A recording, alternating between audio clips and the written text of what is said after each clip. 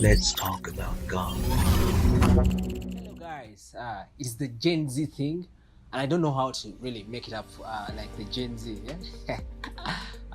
All the stuff to be excited, to be energetic, but yeah, we have someone, and I don't know how to even introduce this person. It is really a privilege, very an expert in the media fraternity.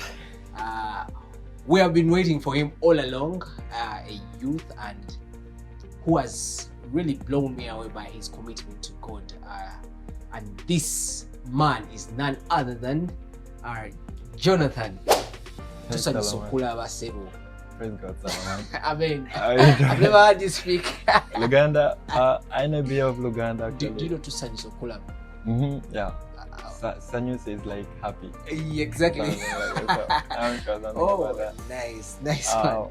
Anyway, I think I should present myself the people watching this Yes. clip. I'm Jonathan. Jonathan really moved by Jonathan Basaki.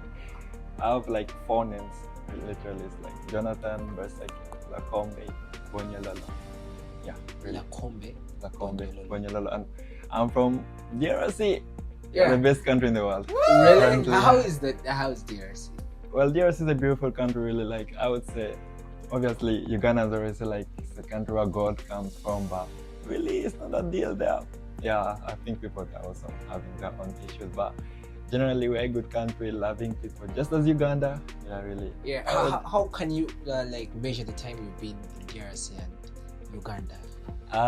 Well, me personally, I'm a Ugandan, bro. Or you've lived much more. Much more in UG Oh, than in DRC. how you found Uganda? Like, Uganda is a beautiful country. Like, literally, all my circle is full of Ugandans, literally, and all my closest friends are Ugandans, and yeah, I'm a Ugandan. Really, just maybe the name is kind of not Ugandan, but You're Ugandan. yes, I'm a Ugandan. If you want a Ugandan name, which name can we call I would say Sekamate. Sekamate. Sekamate, probably. it? That's funny. I don't know, but I had a lot of friends called Sekamate. Eh. So I think that's the most common name. Oh, Yeah. so how can someone describe you in like one sentence? How can you describe yourself? Okay, when I was in primary, like one of my teachers said like they should be calling me smiling machine. Wow. I'm always smiling. I figured that, so like literally I don't force it really, so I'm always smiling. Doesn't mean I'm always happy, but I'd like to say I'm always I happy. really can testify about that. Yeah, because so you, your smile actually attracted me to you. You were very really happy. I felt that embrace, you know? I understand. I feel like when I smile to you, it makes you be open to me. Exactly. You feel like you're okay around me, and it always brings that like open space when I smile. And so I would say I love smiling. I don't understand. I'm a bit humble. I feel like that should be spoken by someone else, not me. Yeah. People maybe they could be could have told you about your ability. Yeah. People kind of say that really a lot. Yeah. I And you think- really, I say it, you're a humble soul.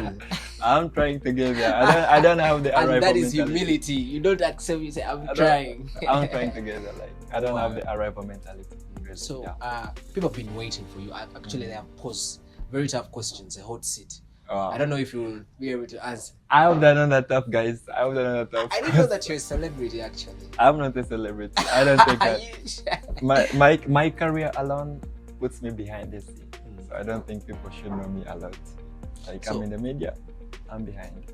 How did you come to Jesus at a very, at that age and being fully committed, because we see a lot of distractions in the Christian field.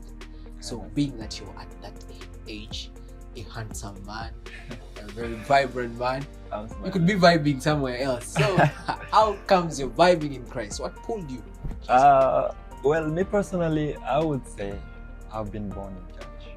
Like mom pastor, aunties pastors, uncles pastors, dad is a pastor.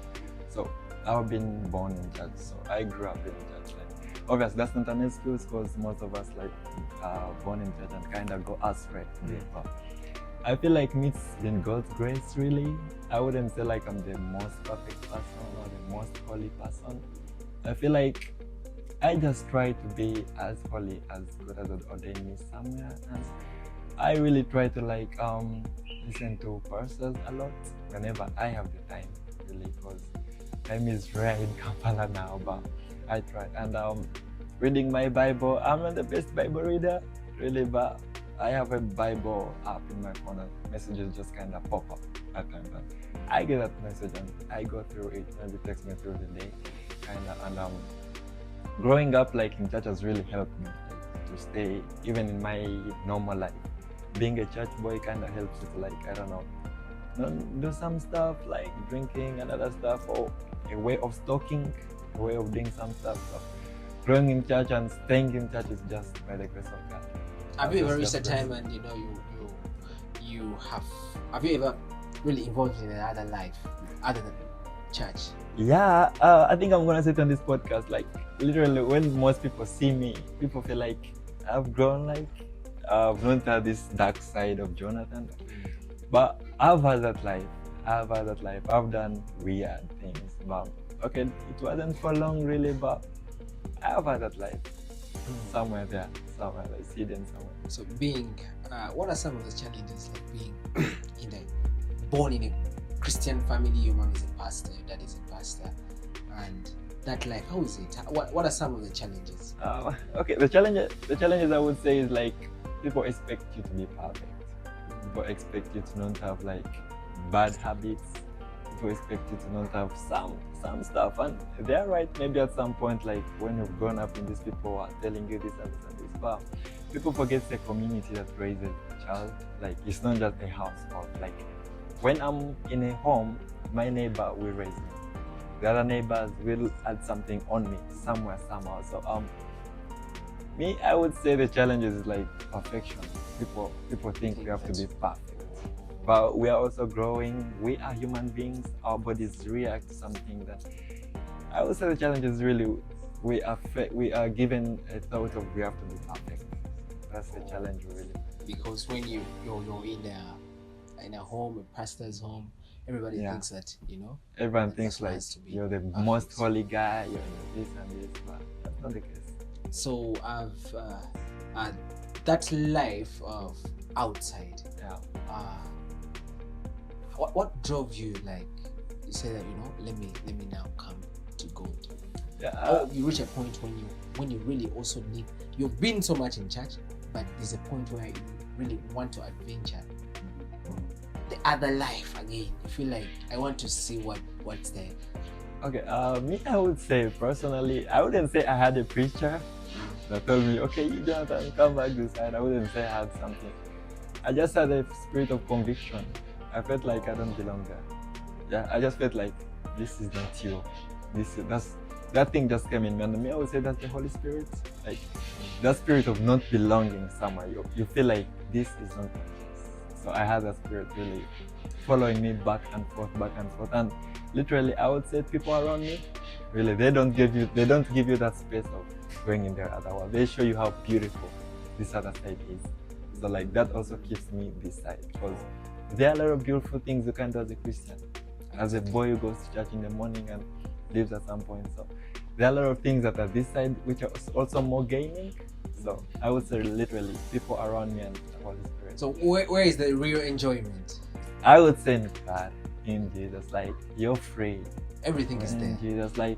Why? I'm not just saying this because of some sentimental thing or just because I have to say it, but I would say in Jesus, because when in Jesus, you are not exposed to drugs. Literally, spiritually, when drugs are bad for your health, so when in Jesus, you won't have that. And you're kind of free from manipulation, from doing things, God gives you a choice.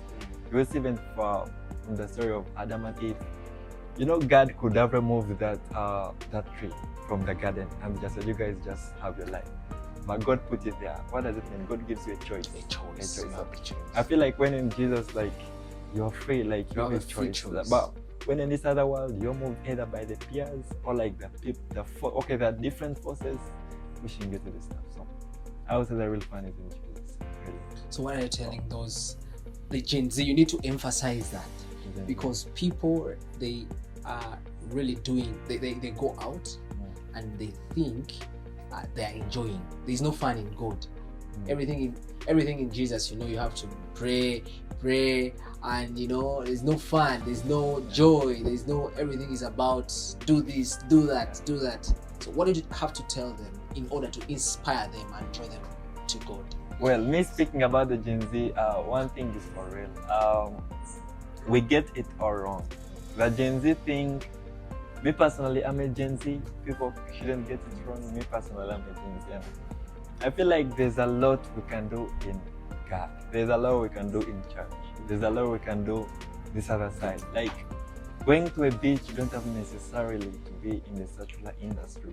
Going to a movie cinema, there are a lot of various things you can do this side. Like the fun is done. I think the devil has tried to put a thing in us that the only time you can have fun in music is in a club.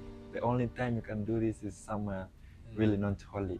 But I feel like the Gen Z should understand one thing. Me myself, I'm speaking as a Gen Z. Like I'm young. What I would say is like there's a lot of fun in car. Like you can have games.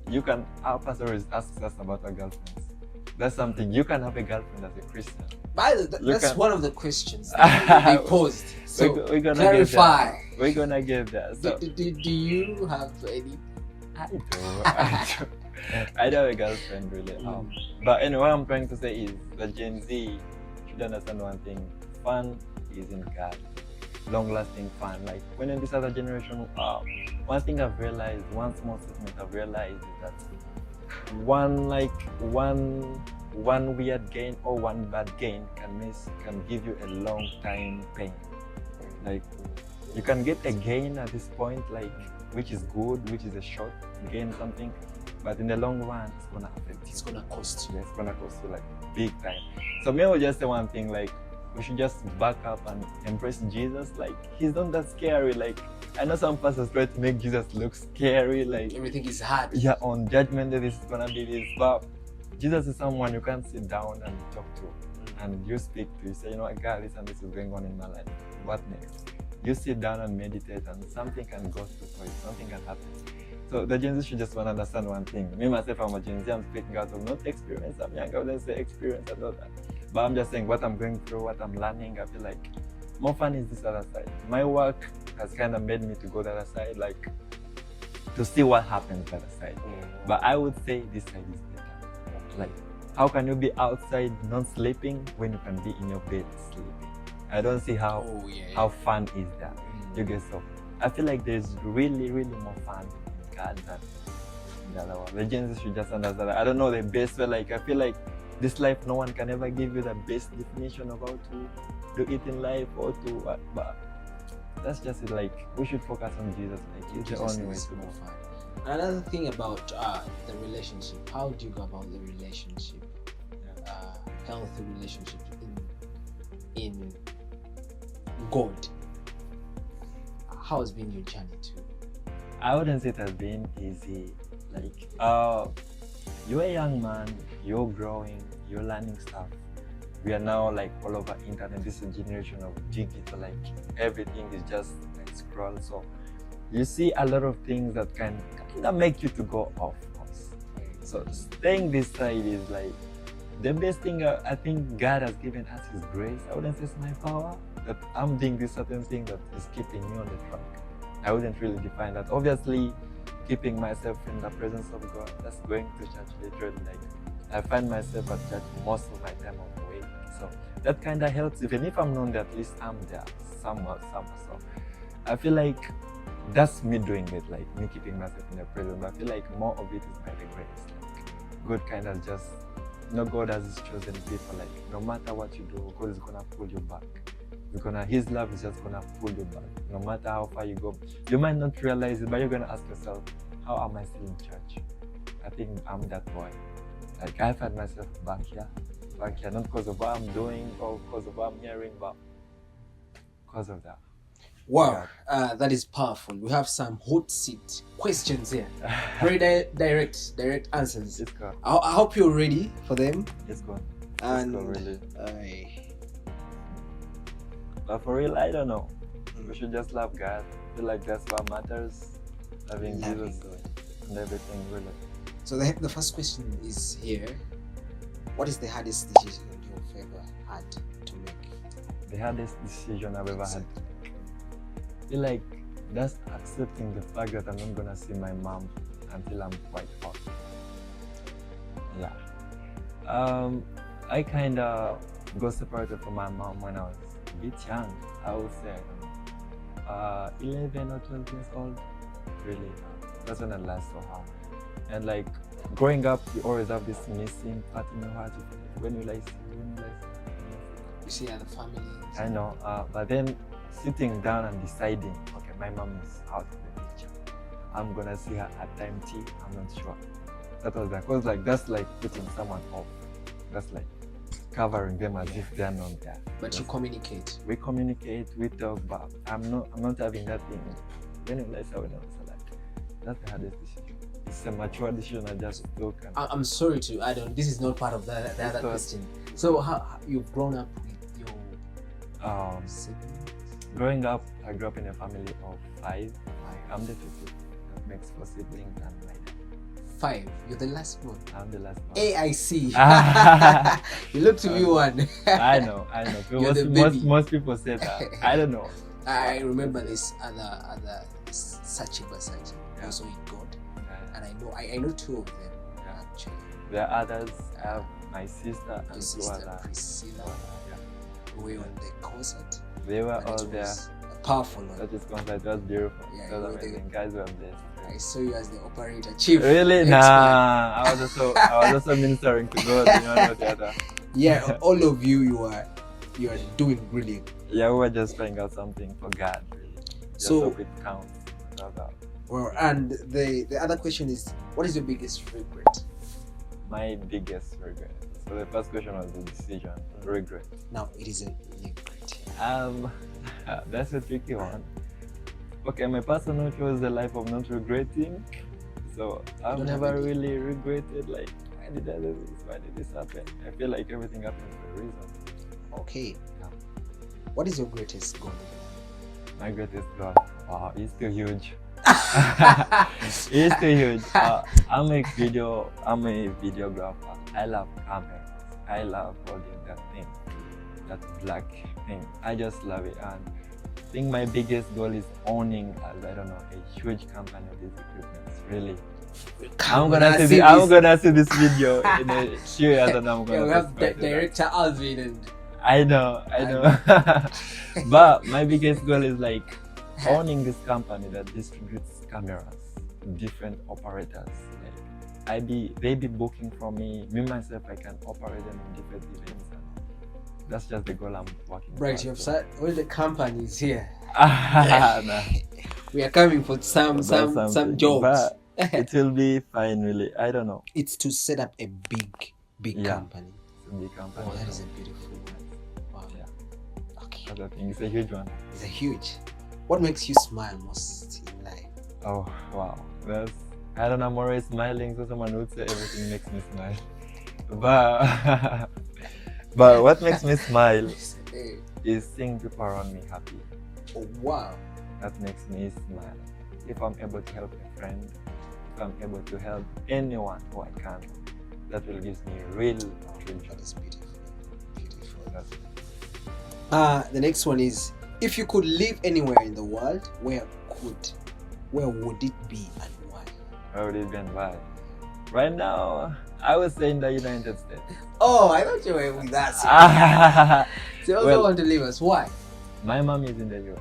Oh, because of your mom. That's the only reason I would Oh, that is beautiful. That's really good. Yeah. What do you value most in other people? In other people, I think I value mostly in other people their behaviors. Really, people around me, like, are they treating other people well? Like, are they well mannered? Are they God fearing? I think behaviors in general. Yeah. Wow. That's what I value. What is the one thing you think you need to forgive yourself for? Forgiving myself for growing up, I kind of messed up a lot. Most of the things I forgot. But I feel like one thing I need to forgive myself for. I always tell myself I shouldn't be perfect. I should forgive myself and tell myself I shouldn't be perfect. I don't know if that makes sense. Forgiving yourself for not being perfect. Yeah, for not being perfect. Sometimes you can be heartbroken because Yeah. you've not been able to fulfill because of yourself. not being able to do something Yeah, for something so to come. You need to just forgive yourself. Yeah, that's the thing. I'm learning something. That's something really. And yeah, How is your perfect day spent? my perfect day spent. Wow, that's something. That's something. My perfect day is a day full of rice and beans. Hey. I feel like that's my best day. Like if you just give me a movie, I watch a movie, and give me a plate of rice and guys, this is our local food here in Africa. You love rice I and love beans. rice and beans. Someone would say, yo bro, what are you talking about? But I'm like, I love that food and me just having it there and the movie. And a movie. Just a day to Which relax. types of movies? Love stories. Yeah, I love stories and horrors. You seem romantic. Really? I don't know. That's a question for someone. But yeah, that's really for real. What is the most valuable lesson in life you have learned thus far? Wow. I've spent a few decades and a few years in this planet. And the few things I've learned, quite a few things really I've learned. Because I feel like I have a lot to learn, I have a lot of stairs to go up to. But what I've learned in this life is like not everything seems as it is. Like some people are gonna push you away, some others are gonna welcome you in. Sometimes you're gonna learn, sometimes you won't be able to learn what you want to learn. Not everything will be as you want it to be. Exactly. But above everything is like I've just learned to let everything be and just accept life as it comes and work my way to the top. Wow. Yeah, I hope people are learning some hacks. I hope I'm very helping great. someone. So, Sometimes. if you could say something to your young self, what would it be and why? Well, if I could say If you something, meet the other Jonathan, young Jonathan, who is vibing in the world. Yeah. What are you going to tell? I would say one thing. I would tell myself one thing to myself is to give myself time to grow. I feel like I wanted to grow so fast, and when you grow, you want to become young again.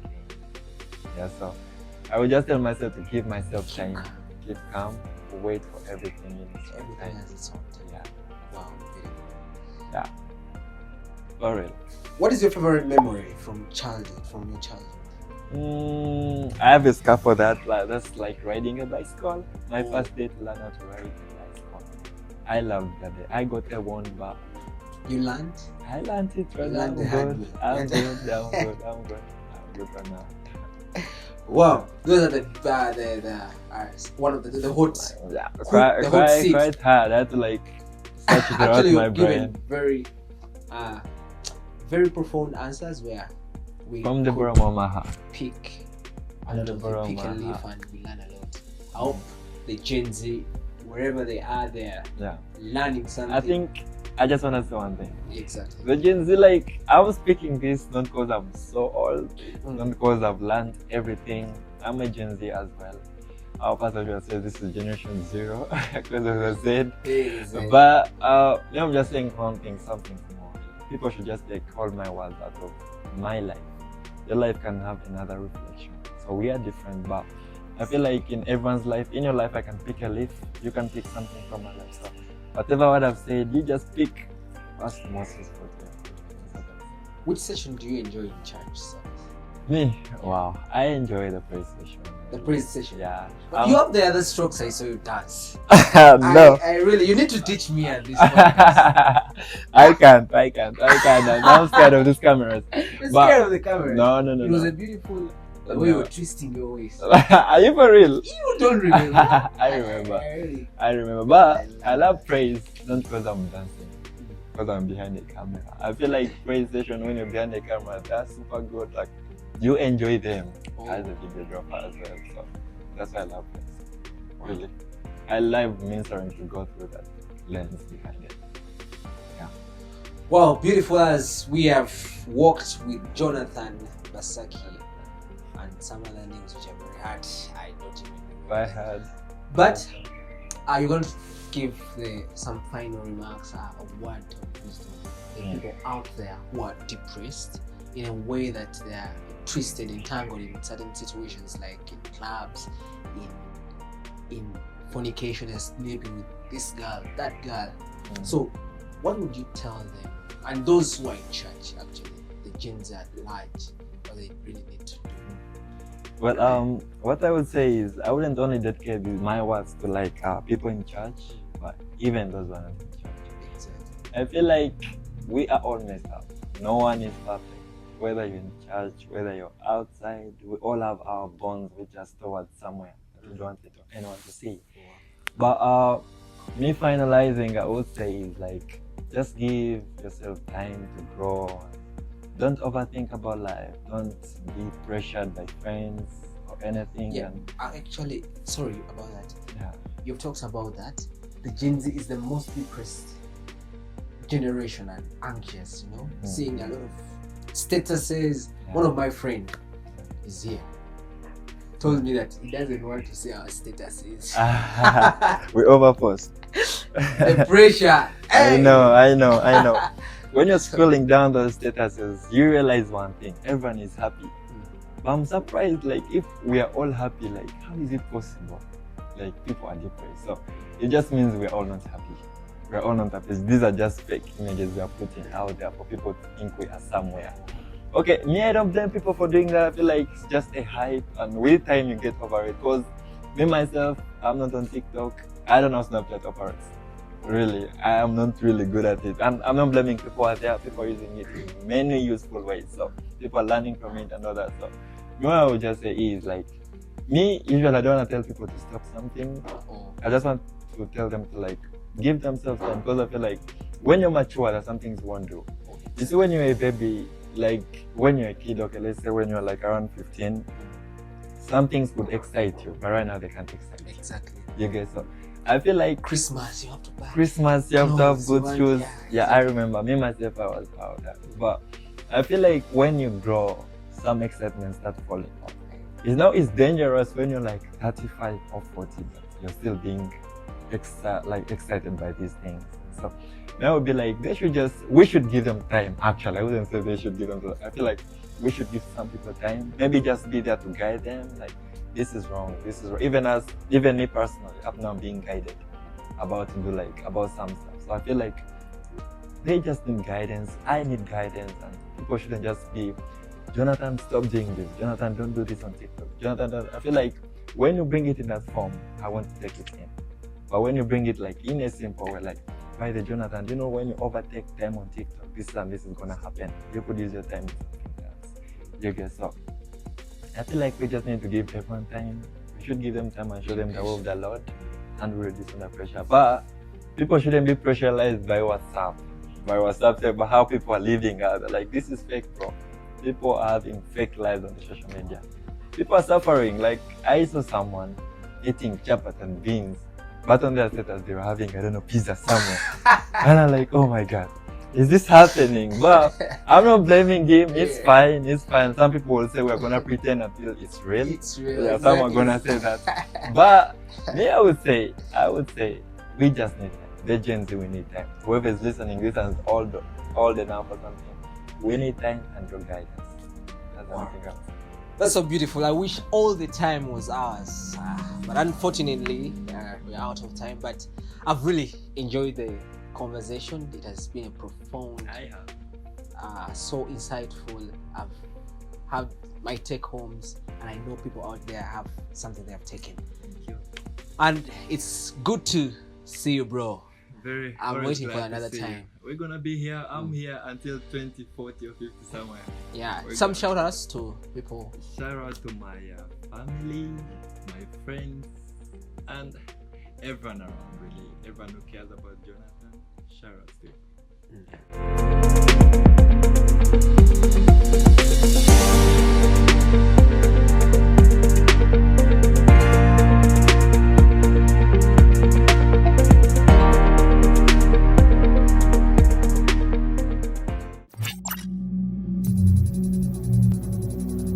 Let's talk about God.